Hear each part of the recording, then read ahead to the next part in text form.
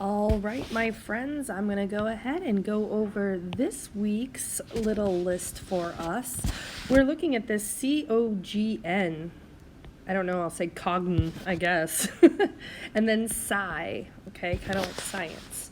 And basically, it means to know or knowledge. So let's get started here. The first word is cognition.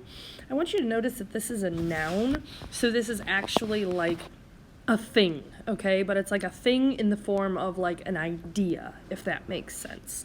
So it's just this idea that it's the mental process of knowing something. So if, for instance, if I said that somebody got hit on the head and they were having trouble like with their brain, right? They couldn't think the same way or something like that, then I would say that they were having issues with their cognition, which is the ability of knowing things. So it's kind of like the ability, I guess. The ability to know or think. This would have your brain is doing these things, okay? Then we have cognizant. Cognizant goes very closely. Obviously, you can see with cognition. Cognizant is what you are when you have cognition, okay? So it's an adjective, so it's describing someone who knows. Makes sense? So like you would say like if somebody is aware of something, then they are cognizant, okay? If somebody is just fainted and wakes up and doesn't know where they are, then they are probably not very cognizant because they're not aware of their surroundings and what's going on. Conscience, this is conscience, this is the one that it's going to be like the angel and the devil, okay? How you have your little two sides of a person, and it's almost like your inner voice, okay? Inner voice, so it kind of tells you the right from wrong.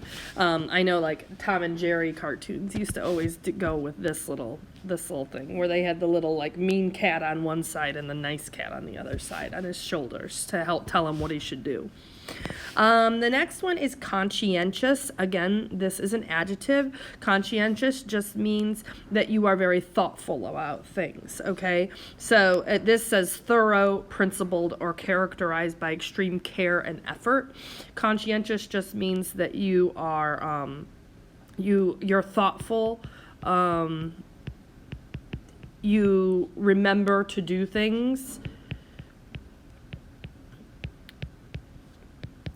So, for instance, many people have become very conscientious about avoiding germs and being more clean because of the COVID virus that's going around. People are more conscientious about washing their hands and things like that.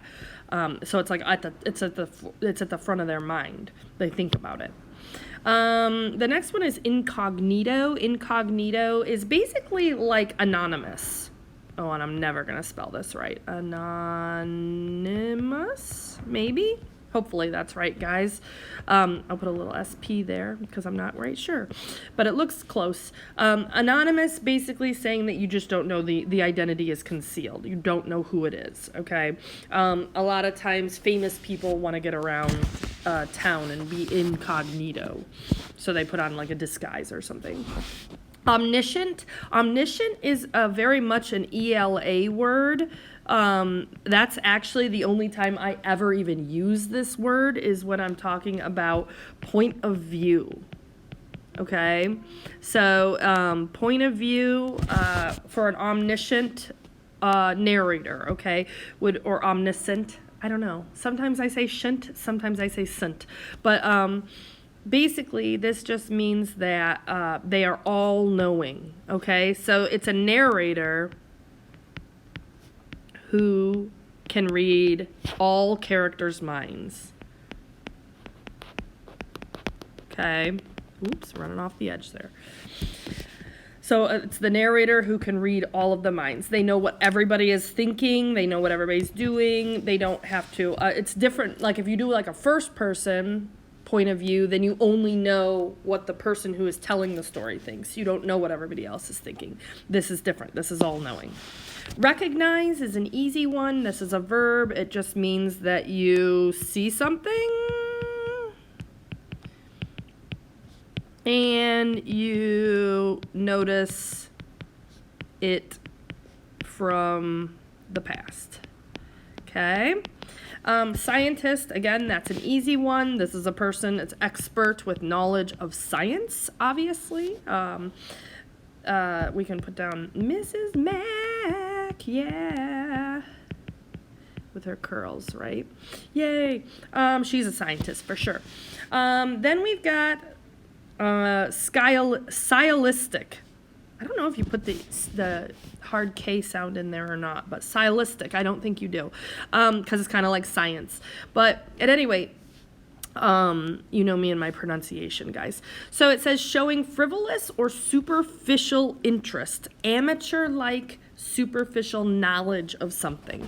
So the best example I can think about this, guys, is like if you ever have met somebody who doesn't really know very much about something that you are interested in, but they act like they do. So like, let's just say, okay, I've never in my life have I watched a, oh my gosh, a water polo match. Okay, I've never watched a water polo match in my entire life. I don't know the rules. I don't know anything. But if I found out that a new friend of mine played water polo and I wanted to be really impressive, I might act like I know water polo. I might try to have a conversation with that person using what little tiny bits of knowledge I did have about water polo to try to sound like I knew what I was talking about. So basically, it's like fake knowing or experience. Okay, so and I don't know, I'm thinking like usually you would do this like maybe to impress somebody or to just to basically make somebody think that you know or are interested in something that you maybe aren't. Okay, and then the last one is unconscionable. This just means like totally not okay, like not okay. They say not restrained by conscience, so that what that basically means is like you didn't listen to the little angel on your shoulder, you went devil way. Okay, so this would just basically just be like, it's almost like unforgivable. It's really not okay. All right, so go ahead, guys. We got a little picture of a scientist down here. Just make sure that you guys look these words over. If you got any questions, let me know. And good luck to y'all. Love you. Bye. Mwah.